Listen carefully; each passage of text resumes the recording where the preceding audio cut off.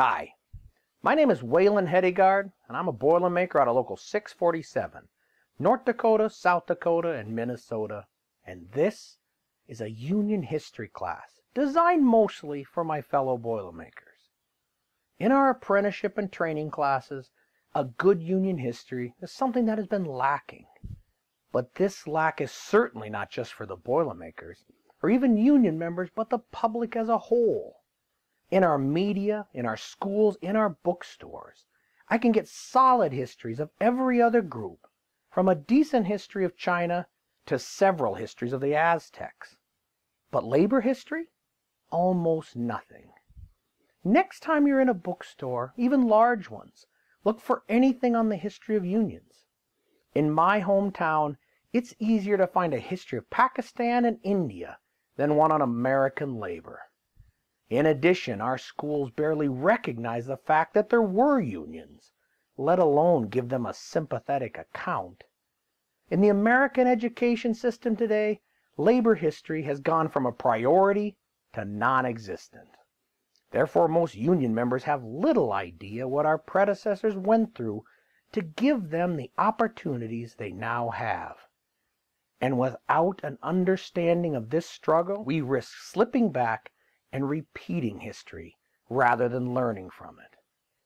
I tried to design this class to show my union brothers and sisters what being in a union really means. Now, understand that this is not a history of Boilermakers alone. It's a history of all unions and their continuous fight for recognition. As much as I love the Boilermakers, I'm a firm believer that the history of a single union is meaningless, and then any history of one union must include the histories of all unions. The war for labor was not won by us alone or any single union, not even close. It was won by all unions fighting side by side, one supporting the others. The benefits we enjoy today, the benefits we claim as our right, have been paid for in large part by the blood of brothers and sisters who we have never met, in many cases we weren't even aware of, and who weren't Boilermakers. We certainly did our share, don't get me wrong, but the lion's share was accomplished by hundreds of other unions. Everyone had a stake in this fight. Battles with one union on the East Coast affected a different union's battle on the West Coast. Every union fight throughout the United States affected every other. It still does. We all rose together, and make no mistake, we will fall together. So a history of one is necessarily a history of all. After all, we are union, and that's what that means, everyone together. Boilermakers, ironworkers, pipe fitters, carpenters, laborers, steel workers, factory workers, teachers, firefighters, cops, and hundreds more. Everyone together, everyone united, union. So before we go on, we should answer two questions. The first is why union? Why is this idea of union so important to us?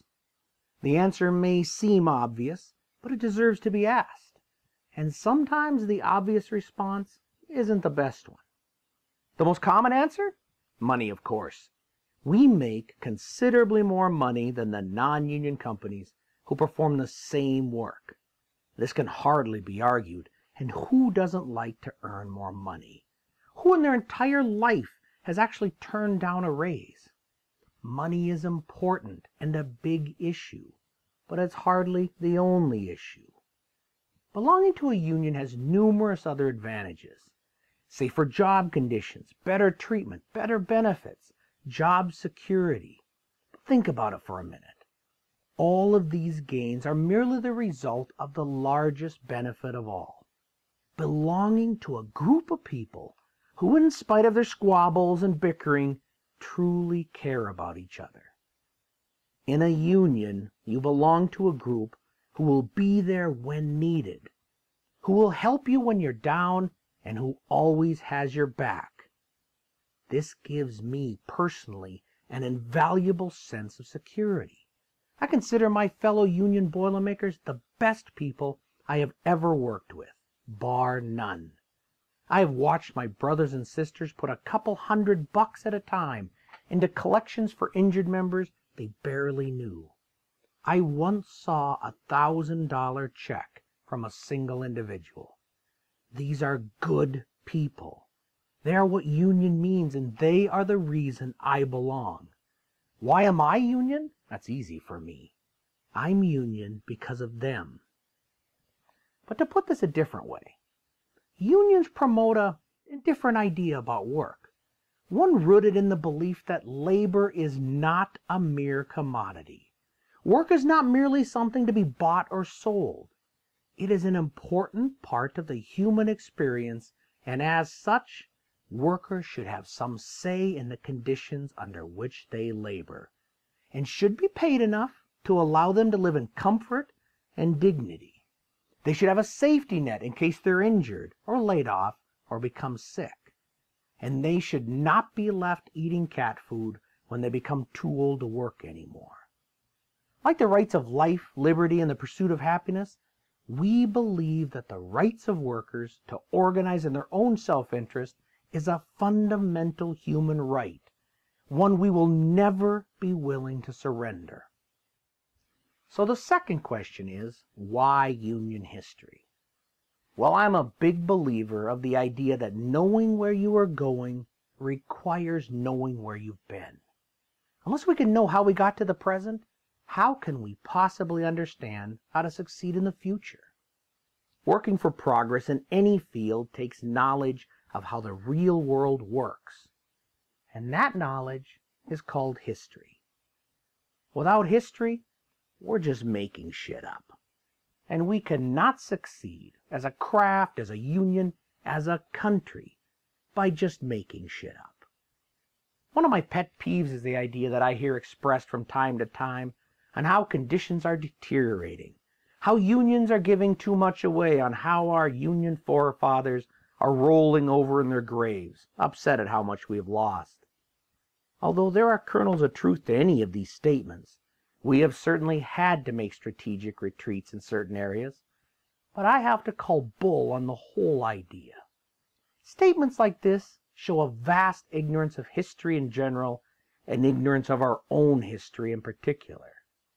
The truth is that the gains unions have won in the past 200 years is absolutely staggering, and not just for us, everyone, all of society. Unfortunately, in many ways, we're the victims of our own success. The rights we have won are now taken for granted, as if they'd always been there. Worse yet, there's an underlying assumption that the companies we have struggled so valiantly against just handed us these benefits as if they are simply doing what is right. I cannot express how wrong this idea really is, and I hope to give you an idea how much blood and how many lives were lost in these fights. The benefits we now hold are the result of surviving 1,000 battles of a war that is still being fought to this day. No one just gave us anything. We fought for it. That we as a nation live as well as we do is a direct result of those who came before us, standing up to the powers of the time and demanding their fair share. The world is far better off today as a result of these battles for union. We often lose sight of that. In spite of history, we want to think that we can maintain our position and not fight for it. That we can thrive while voting against union interests. That we can watch the news believing the lies and mistruths of our opponents and still survive. Let me assure you that we can't. We won't, we never have before, and we never will in the future. Union members need to understand the hows and the whys of the battles we've already fought to have even a basic idea of how to fight the battles in the future. That understanding is history. Another thing I need to say is that many people remember history in high school as being a useless connection of names and dates, dull and boring, painful at times. But really, history is just a collection of stories. Stories of real people doing real things. And unlike the Hollywood versions, the good guys don't always win. This is reality, and this is what makes it so interesting. Sometimes we succeeded. Sometimes we barely broke even. And sometimes, many times, we had our ass handed to us. But unions kept fighting, kept struggling, and this struggle is what our history is all about. First, we need to set the stage, to show you how bad conditions were, to show you how and why unions were born, and that stage starts in England. Don't worry, we'll soon be back in the United States and doing history a little closer to home. But first, the early stuff. To put it plainly, it's hard to understand the growth of unions without understanding the soil in which they were planted. Unions are often seen as successors to the ancient guilds of the Middle Ages. To put it most simply, guilds were groups of craftsmen who formed themselves into organizations that protected their craft. They were similar to unions. For instance, they paid dues and set prices for labor. The blacksmiths or cobblers or coopers would regulate the prices their members could charge and fine anyone underbidding his fellows, because underbidding drove down wages, and driving down wages was bad. Guilds also maintained standards of quality. Wanting to maintain their privileges, they would regulate their own members and hold them to high craftsmanship standards. To do this, they strictly regulated the number of apprentices and journeymen in their trades, keeping only the best. This kept quality high and competition low, guaranteeing higher wages. Guilds also fought against any non-guild people working in those crafts. These people increased competition and decreased wages. Doing work against the controls of the guild often resulted in harassment and even beatings.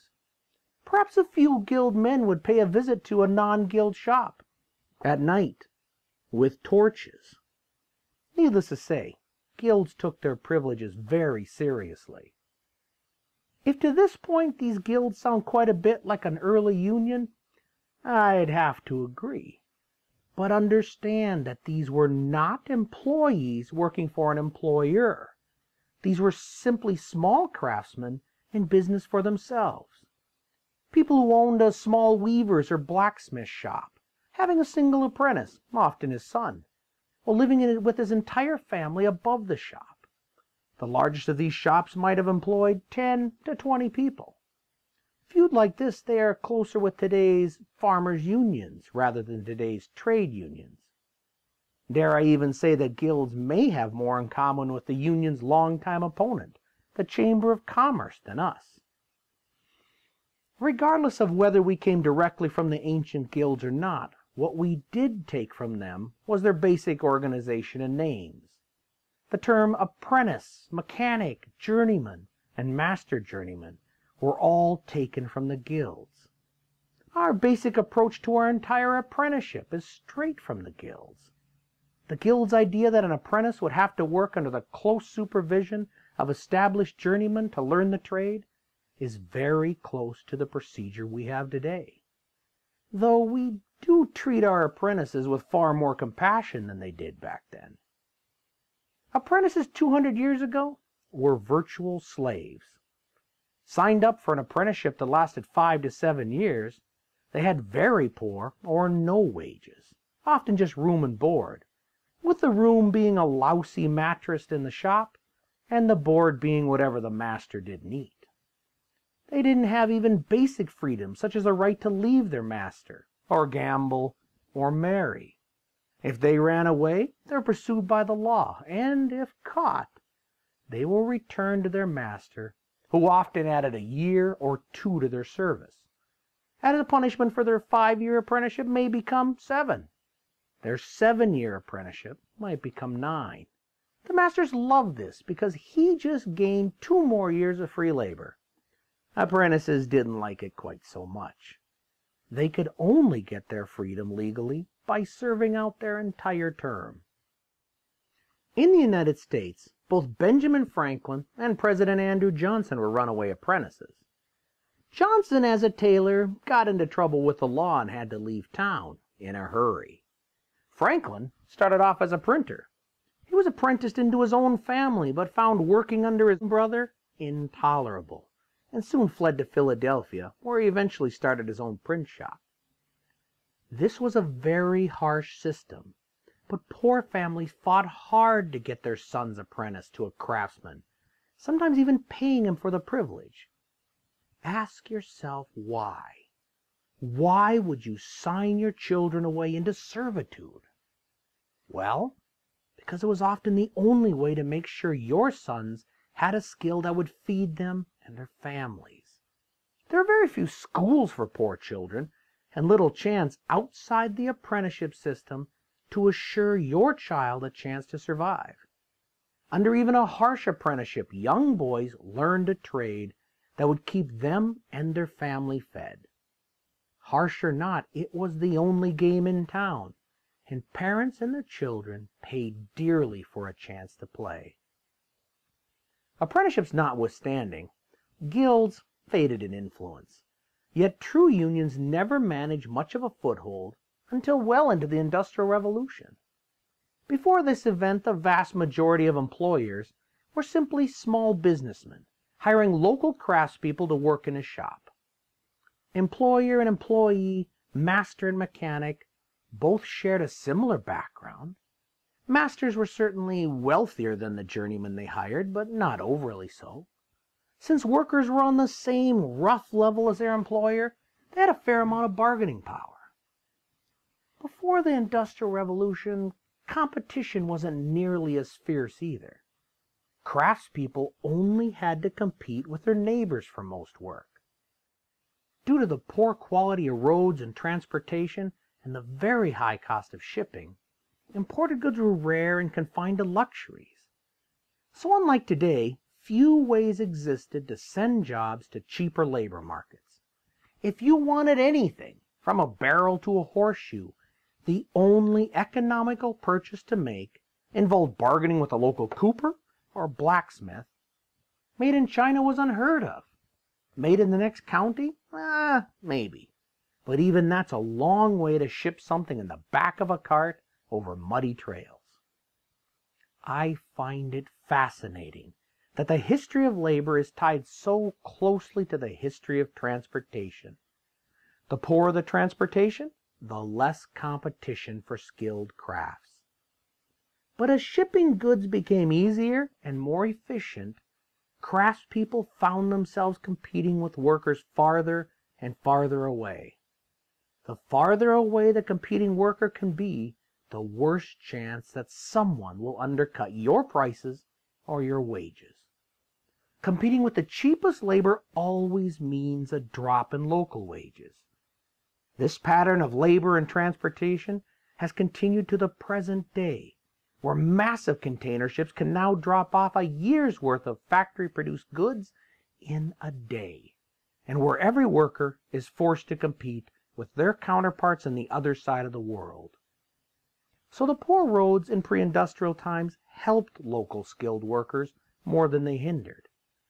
For the most part, as long as craftspeople could minimize competing with each other, they could make a decent living, and guilds worked well then. They forced everyone to get along. But then the Industrial Revolution came along in England and pretty much screwed everything up. Especially if you were a craftsperson whose job was devoured by it. You see, the economy before the revolution was entirely based on highly skilled craftspeople manufacturing a small amount of goods for townspeople. Everything stayed local. But the Industrial Revolution changed the methods of production. No longer content with its micro-factories, the economy became based on a large number of unskilled or poorly skilled laborers building vast amounts of goods, working in manufactories, the origin of the word factory. Small producers, mom and pops, craftspeople just couldn't compete with the price of goods manufactured in such huge quantities. A factory could produce 10 to 100 to 1,000 times as many goods as a small shop. For those items able to be made with this system, prices dropped 80 to 90%, which was great if you happened to be employed in a craft that wasn't utterly destroyed by it. If you happen to belong to a family whose entire skill set just became useless, whose job was taken by machines, leaving you with few options, well, it wasn't quite as fulfilling. The textile industry was the first to go. Any craft to do with thread or fabric was rapidly replaced with the massive textile mills. Inventions such as the spinning jenny and the hand loom, then the mule and the power loom, made the manufacture of thread and cloth 100 times faster and more efficient than before. Entire families of weavers had no other place to go but to work in the factories. And since the skills they had developed over the decades were now useless, they had no bargaining power for wages. In England, the birthplace of the Industrial Revolution, this worsened quickly. Huge landlords were encouraged by the economy of the time to strip the land from their renters or tenants and then redistribute it entirely for their own profit. Throughout the country, vast numbers of former farmers were left landless and jobless and were forced to flock to the cities to find whatever work they could. Most often, their only choice was to head to the textile mills and drive down wages even farther. As a group, they had always been poor, but now they experienced real poverty, the watch your children starve in front of you kind of poverty. Like so many other major changes our civilization has been through, the Industrial Revolution proved to be a double-edged sword. While it turned the livelihood of many crafts to ash, it gave others the opportunity to grow rapidly, and some new trades rose from the ashes altogether. My own, for example, the Boilermakers.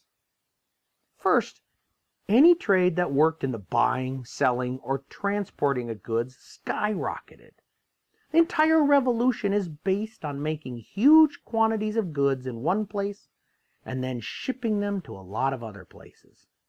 This required not only merchants, dock loaders, and teamsters, called that because they drove the teams of oxen or horses that pulled the wagons, but also road builders, canal diggers, and shipbuilders.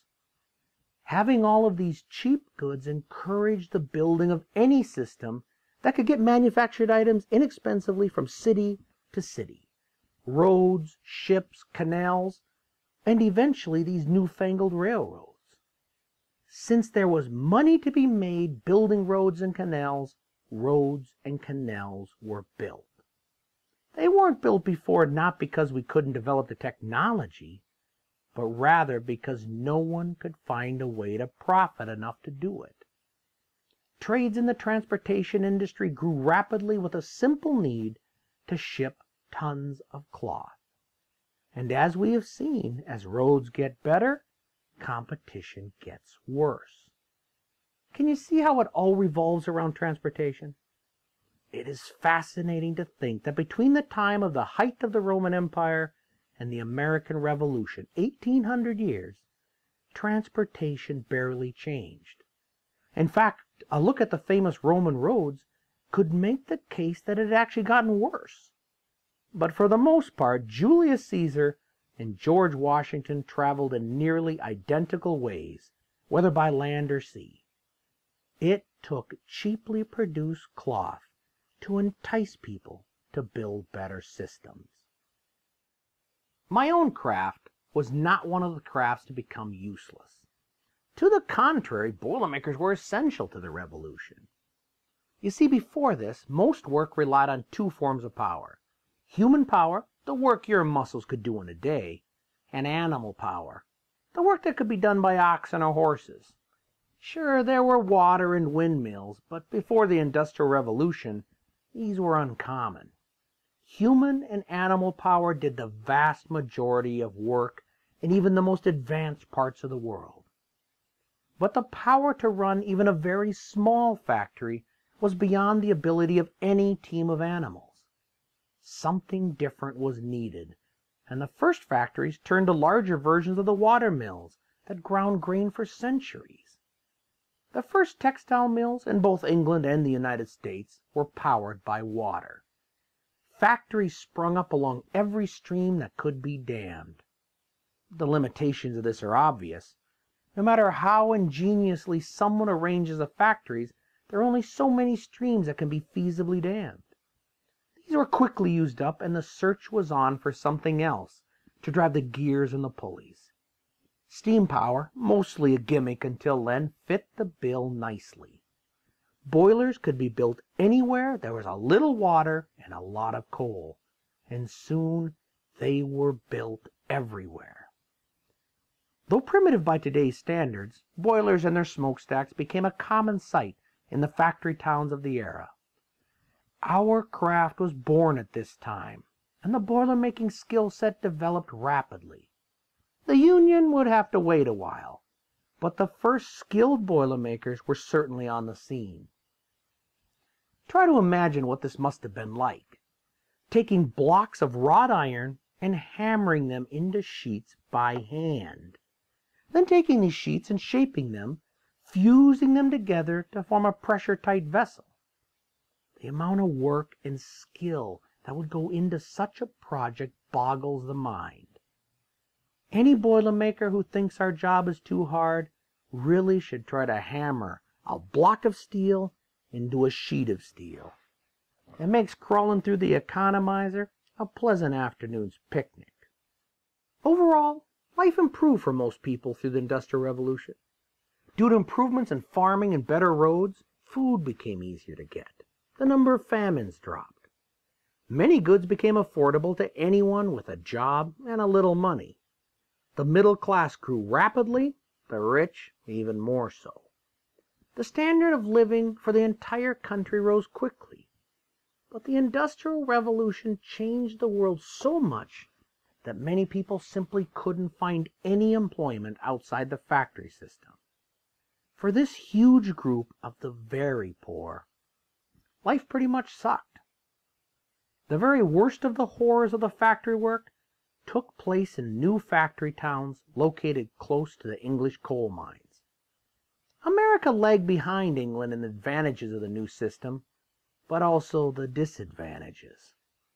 The reasons for this are rooted in the idea of how the economy was thought of at that time.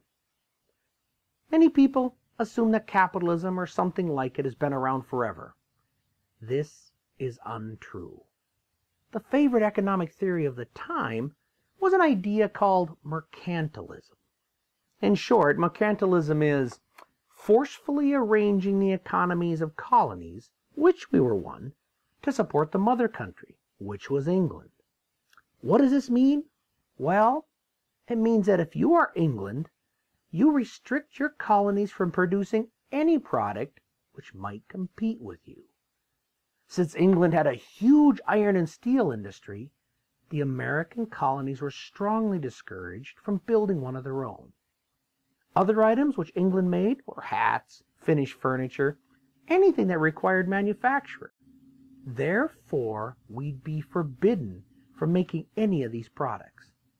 We'd send raw goods back to Europe, timber, cotton, rice, pig iron, and more, and they'd ship manufactured goods back like guns, steel items, and furniture. This kept America free from large factories until well after the American Revolution, and therefore free from the worst of the Industrial Revolution. That being the case, let's move back to the English factory conditions for a short while. These illustrate well what life was like for the working poor.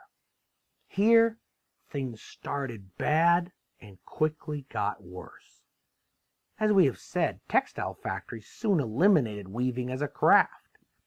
Unemployed weavers and former renters, having nowhere else to go, tried to get jobs in the new mills.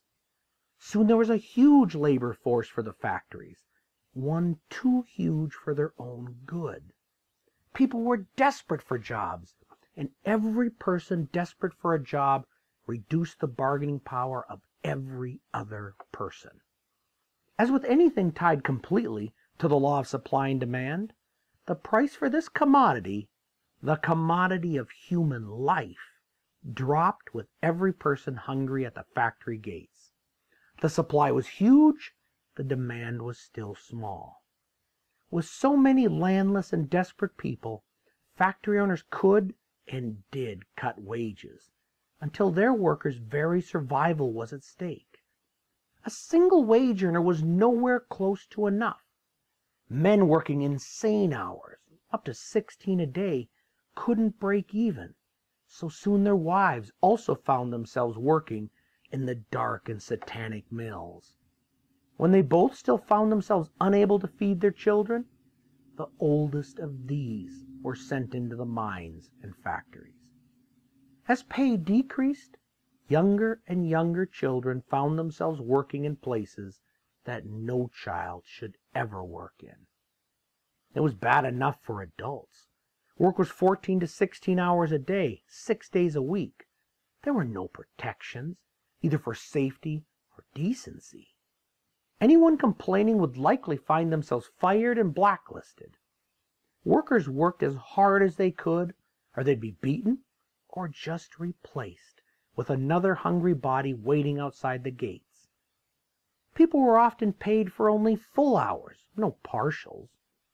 This meant that if the gates opened at 6:10, you weren't paid until 7 o'clock. If the whistle blew at 8:45, you were only paid until 8 o'clock. All that other time wasn't counted. As I've said, since 2 adults working was not enough, parents had the emotionally difficult task of pushing children as young as 6 years old out of bed at 4 or 5 a.m. to trudge anywhere from 1 to 4 miles to the factory and return home at 9 or 10 p.m. Beatings in the factory were common, with several witnesses claiming an hour never passed without cries echoing across the factory floor. Forced into the mills for 70 to 100 hours a week for mere pennies of pay, there was little time for sleep or play. The food they ate was poor. The education they received was virtually non-existent. Some poor souls may have learned to write their names and to count to 10, or maybe even learned from some stories from the Bible, but little else. A few minutes of instruction on Sundays was all they could ever expect. But as so many were malnourished and exhausted, little of it took. When the English government investigated these children and the factories they worked in, they found that the abuses were worse than most people even suspected. The testimony in Parliament from many of the present and former workers absolutely horrified people. Safety was either terrible or non-existent. Textile mills were massive rooms filled to the brim with moving gears, pulleys, and other machinery, without a single guard in place. Death was common, injuries constant. Burns or scrapes were the least of these. Spinning gears or whirring pulleys had the power to take off hands and arms, and frequently did. The machines were built to work, not to be safe for the workers tending them. If a worker was injured, an employer's responsibility stopped at the door. The worker or his family most often paid for any medical treatment he or she received, and seldom received anything in compensation for their injury or lost wages. A generous employer may pitch in a little, but many factory foremen or managers had injured or dying employees drugged to the doctor and simply left there, replacing them with new hires before the doctor even began tending the patient. Sometimes the worst of the factory owners only had them drug as far as the gate, and from there the injured former employee had to find his own way. Again, children suffered more than any. You see, for a child to grow normally, their bodies must be left free to develop naturally. That means running, playing, and getting enough food and sleep. pressed into uncomfortable postures by their work for half the day, or forced to carry loads far too heavy, their backs bent permanently under the strain. Hands at work thousands of yards of cloth became twisted and scarred. Ventilation and light in these places was very poor. The dark air hung with wool and cotton fibers, coal dust and fumes. Young lungs labored to breathe in these poisonous atmospheres, and the damage done was often permanent. Chronic respiratory diseases plagued anyone unlucky enough to fail to find an escape from the factory life. Strained in the poor light and starved of adequate nutrition, children's eyesight dimmed. Deafened by the scream of machinery, their ears soon followed. Aged far beyond their years, they shambled out of their childhoods, many too damaged to ever gain solid employment again. Charles Dickens and other authors wrote of a new species of bent and maimed humanity limping down the city streets. Beggars who looked 50 were found to be only 30, years of their lives having been ground away in the mills. Then more factories opened, and the competition intensified.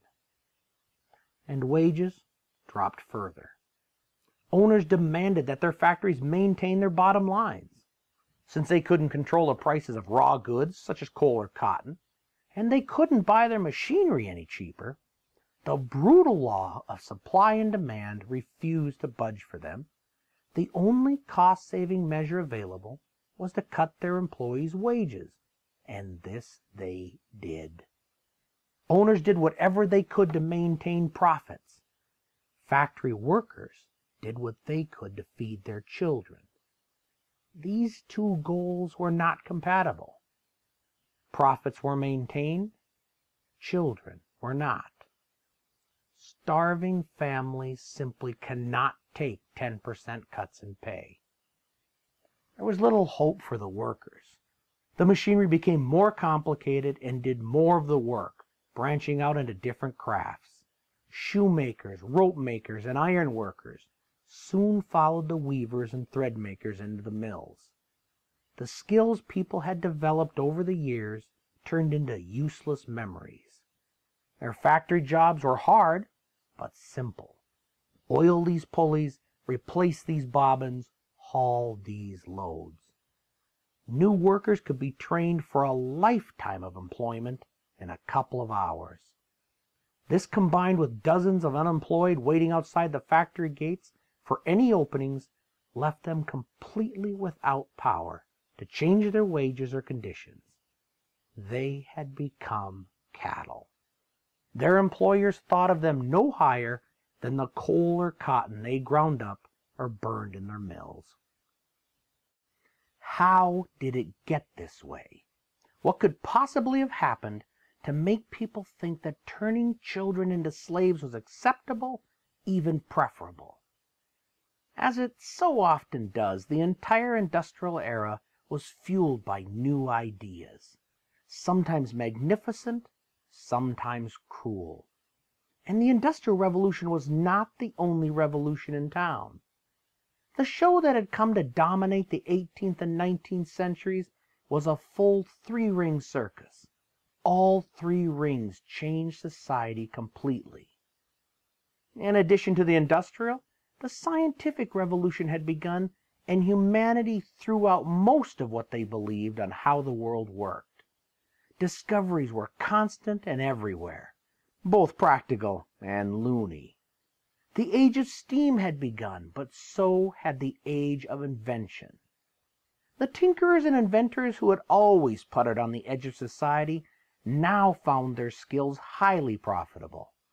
Some small invention that could improve production by just 5% could make the inventor a lifetime of wealth. Discoveries and improvements rapidly made factories more efficient and more profitable. They made goods cheaper, and the standard of living went up. But as we have seen, the value of the people tending these machines went down. If the industrial and scientific revolutions made up the first two circus rings, The third was composed of an utter transformation in economic ideas, a transformation where greed became a virtue. In 1776, the same year as the signing of the Declaration of Independence, a Scotsman named Adam Smith published one of the first books on economics, titled A Wealth of Nations. In it, Smith argues that the best way for a government to organize an economy is to do nothing. This is called laissez-faire economics. Leave it alone. Adam Smith's idea was that the economies will work best when everyone just goes about their business of trying to make money for themselves. By everyone just acting out their selfish desires, the invisible hand of the market will set prices and wages the most efficient way possible, and competition will weed out those companies that aren't able to compete. Therefore, the best way to grow an economy and raise a standard of living for the nation as a whole is to let the market do all of the deciding. To put it another way, everyone's selfishness and greed works to improve their own standard of living, and that will then drag up everyone else's standard of living. This is the essence of capitalism. Keep all interference of business to a minimum, and the economy will grow. According to the ideas at the time, since selfishness and greed eventually benefited everyone, anything that improved profit or increased efficiency was the moral thing to do. Morality became tied with efficiency, not decency. Self-merit became tied to profit. Anything else was not rational, not moral. Machine guards and other safety precautions cost money and were unprofitable and therefore weren't moral. The right thing to do was to increase your profits. And again, the often only way to accomplish this was to lower your labor costs. Let the law of supply and demand set your workers' wages, even if that set them so low that they lived in abject poverty, even if several couldn't live at all. Now, as an aside, I think there is little doubt that some of this works.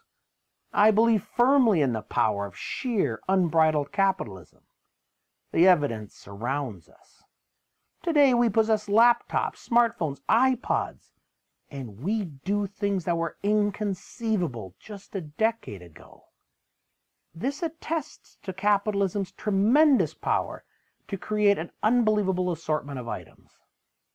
But society needs to be aware that the cost of harnessing this power has been the sweat and blood of the workers over the centuries who were destroyed in its factories and mills.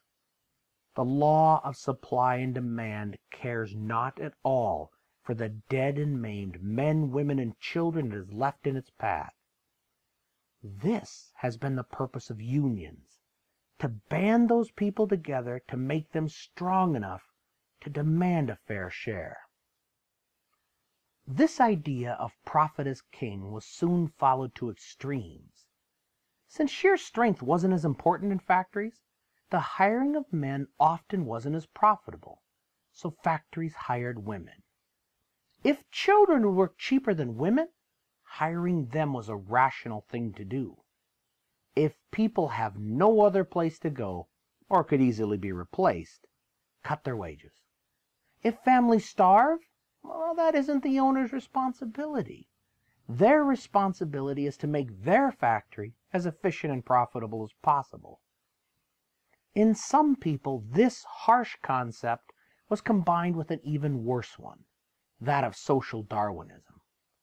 Very much against his wishes, some people started using Charles Darwin's survival of the fittest and applying it to entire classes of people. This led to the very mistaken idea that the rich were rich because they were the most fit. They were the best humanity had to offer. Conversely, the poor were poor because they were the worst examples of human beings. Genetically, they sucked. Nothing about opportunity or luck or education. To them, your station in life was a direct result of how good your genes were. This idea led to even crueler abuses of the lower ends of society. Since they really considered them inferior, why not use them? That's what nature did every day. Under this system, children as employees became the preferred choice for factory owners. They were cheaper than all the others, with orphans being the best, because they often never received pay at all. Children were nimble and small and could do things and fit into places that adults couldn't. Often they were the choice to do the oiling of pulleys and gears, which, in the era before good bearings, had to be done constantly. They'd crawl in one side of the machinery with an oil can, and while the machine was running, carefully crawl through, lubricating all the moving parts. Just think about this a minute. This would be akin to having your child crawl through an operating round baler. For those employers who like to run a tight ship, a further advantage of children is that they put up very little resistance to the preferred method of factory discipline. That is, beatings. A single foreman could keep a factory of children terrified and obedient far easier than one with adults. One factory owner was heard to proudly proclaim that he had 100 employees and not one was over the age of 12. At child labor's lowest point at the end of the 18th century, 2/3 of all the workers employed in the textile factories were children. In some factories, the percentage was as high as 75.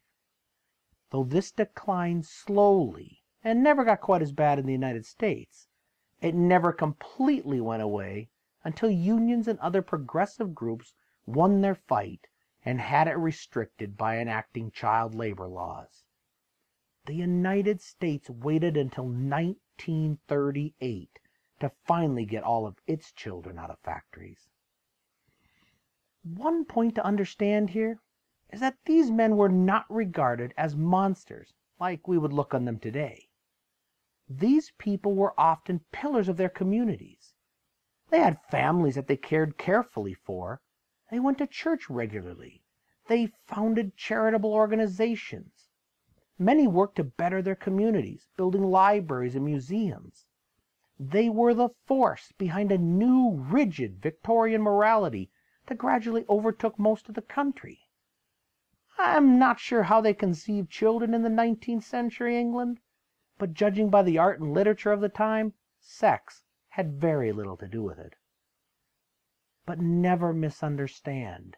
These people, as cruel as they were, thought that they were doing a great thing, not just for them personally, but for everyone. They thought they were saving the world. Taking the ideas of Adam Smith and laissez-faire capitalism to its furthest extent, they had convinced themselves that they alone were dragging the human race out of poverty and misery and darkness. In no one is this entire mindset better exemplified than in Andrew Carnegie. Born into a Scottish weaver's family, he grew up through all the problems associated with that doomed trade. His father was forced to borrow money to emigrate to America, but soon the family was settled in a poor area of Pennsylvania. Carnegie started working in the textile mills at 13 years old for 12 hours a day, 6 days a week. But he rapidly changed jobs and rose in whichever job he was in. Well-read and self-educated, this man was a social liberal and had a grand philosophy of helping improve the world. Among his ideas are what is now known as the Andrew Carnegie Dictum.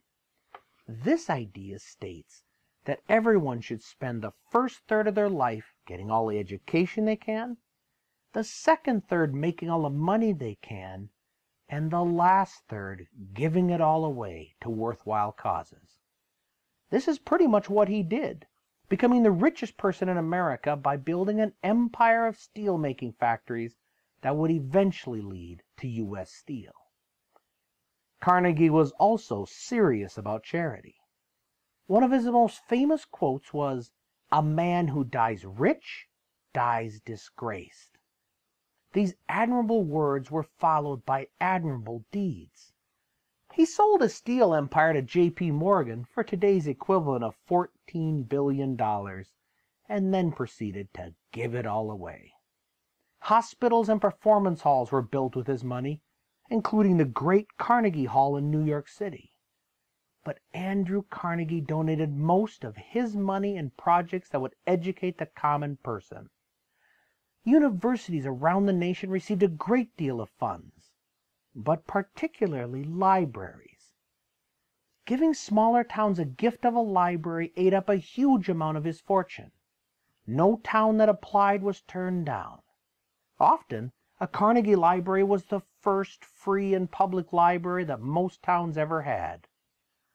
By 1919, the United States had 3,500 public libraries. Half of those had been funded and built by one man, Andrew Carnegie. There can be little doubt that this man did great things for the common person. But at what cost to the people working under him? Although publicly condemning anti-union activity, he sat back and watched as his company manager purposefully provoked the union by demanding a 22% pay cut after the company became 60% more profitable. We will certainly look at this in more depth later. For now, understand that Carnegie allowed violence to escalate to the point that several people were killed just to maintain his business. In addition, the steelmaking union was broken so thoroughly that U.S. Steel wasn't successfully unionized for 40 years. All this to be more profitable? The fact is, the money for his generosity was made off the backs of thousands of underpaid workers. Workers who he was willing to have shot and broken rather than consider their demands. But today, he is considered a hero of industry. Those high school history books that barely mention labor almost always mention Andrew Carnegie. This is the background of the labor movement, the ground in which our ideas of unions grew rapidly. It certainly wasn't easy. Business and government placed thousands of obstacles in our way, but the time was here. The injustices against the working people in this country were so great that they demanded a fight, and they got one.